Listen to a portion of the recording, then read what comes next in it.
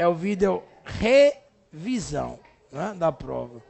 Então tem um vídeo aí, eu não sei se é. Se eu... Cadê o olho? Não, o olho... Se eu... É uma mão ou um olho isso, mas enfim. Se eu for devagar demais, aí eu não vou gravar o vídeo, visão da prova. Vai ser só revisão, né? Que foi colocado, eu vi aí o... Minha aposta ainda grava, né? Não dá pra mudar, grava a execução.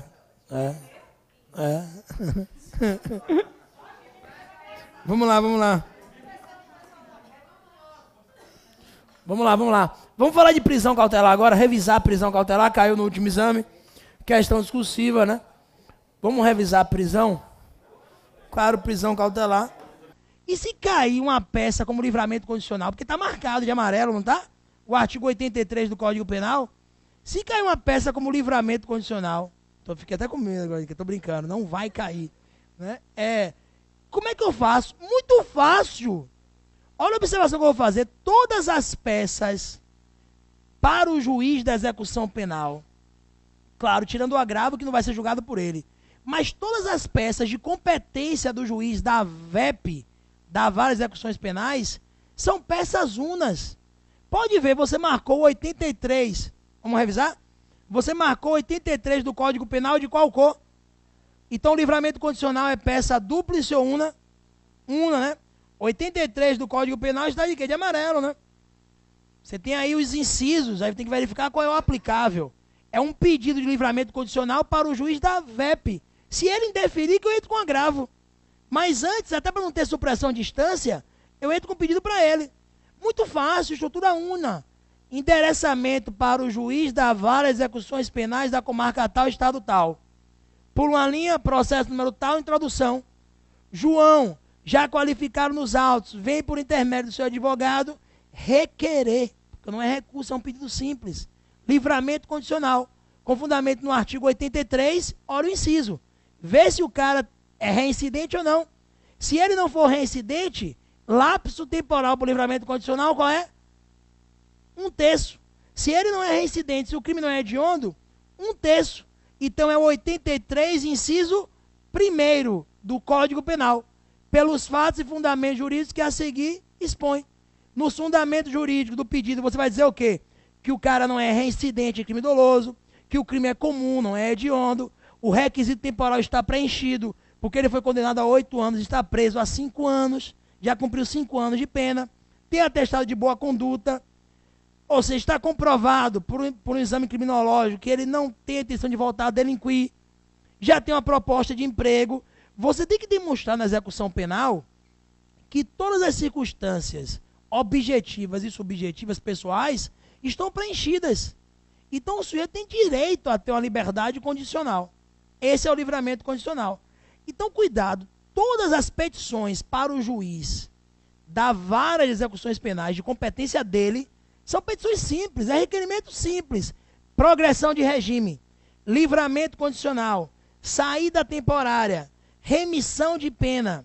Tudo isso são petições simples endereçadas ao juiz da execução penal, como endereçamento, introdução, fatos, fundamento jurídico do pedido e pedido. Qual é o pedido? A concessão do livramento condicional. Diga-me.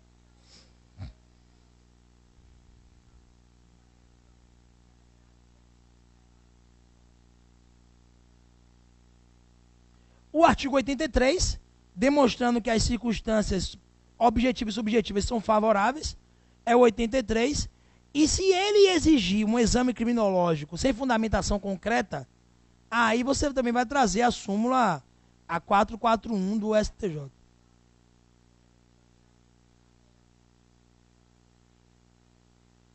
Não, aí você arguiria também a existência de um bis in idem, né? Porque a gravidade do crime já serviu para a condenação. Então não pode utilizar esse argumento para poder impedir o livramento condicional.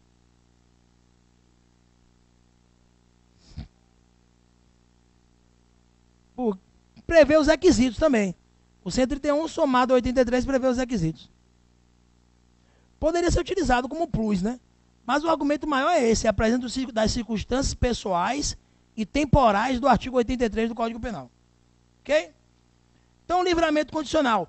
duas súmulas importantes sobre o livramento, que são muito batidas, você tem que tomar cuidado para não aplicá-las erroneamente, que são as súmulas 439 e 441 do STJ, né? Aí já foi batido no nosso curso, se cair mesmo, as meninas aí, por exemplo, estão de parabéns, que sempre colocavam nos treinamentos, nas questões, na maratona de questões. Então, o curso não começou agora, né? 439 e 441 do STJ, né? A 439 fala que a falta grave não interrompe o prazo, né?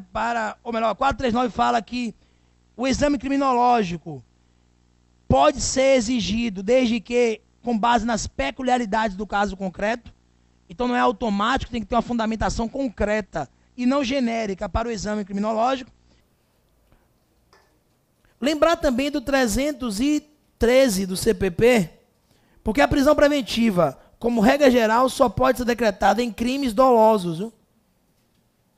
E crimes dolosos, como regra geral, que tem a pena máxima superior a 4 anos.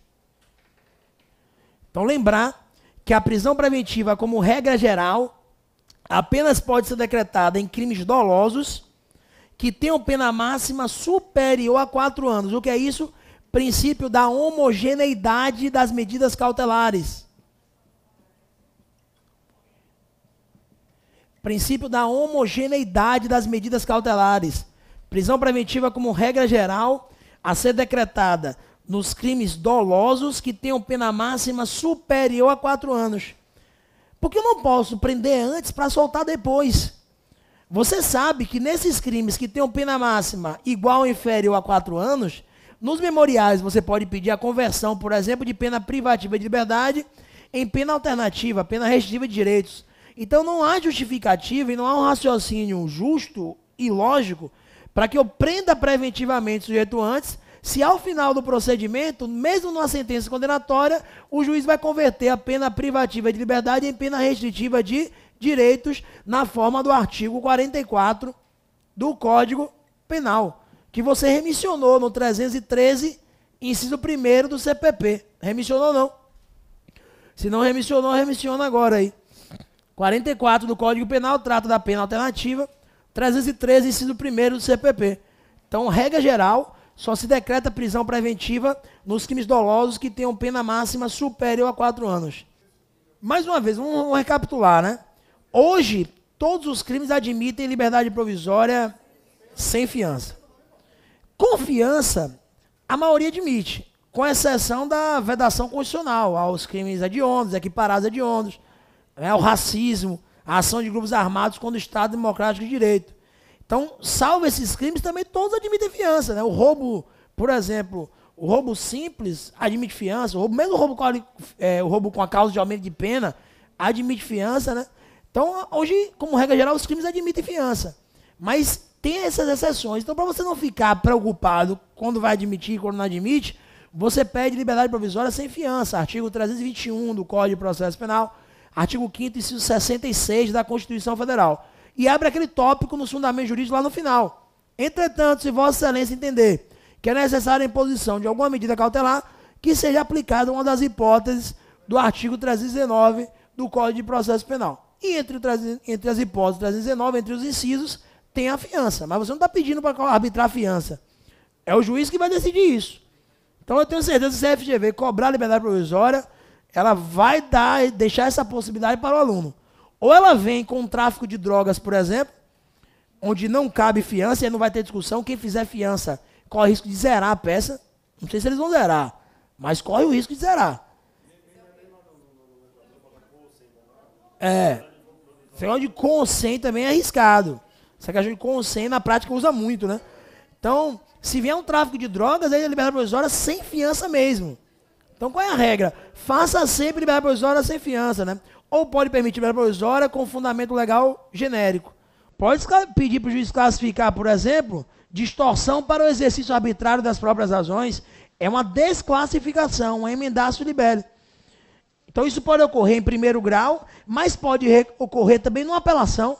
Você apelar contra uma sentença condenatória que condenou o réu a um crime de roubo, pedindo para o tribunal desclassificar de roubo para furto. O que não pode é ocorrer uma reformácio in pejus, ou seja, apenas a defesa apelar e o tribunal desclassificar, por exemplo, fazer um emendaço de furto para roubo, ainda que essa seja a correta definição jurídica dos fatos. Cuidado, viu? Olha o que eu estou falando.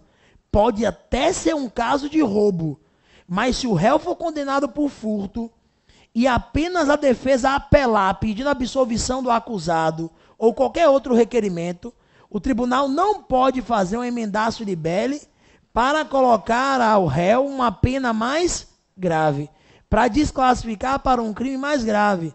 Mas, professor, que absurdo, é roubo, não importa. Isso é ampla defesa, isso é devido processo legal.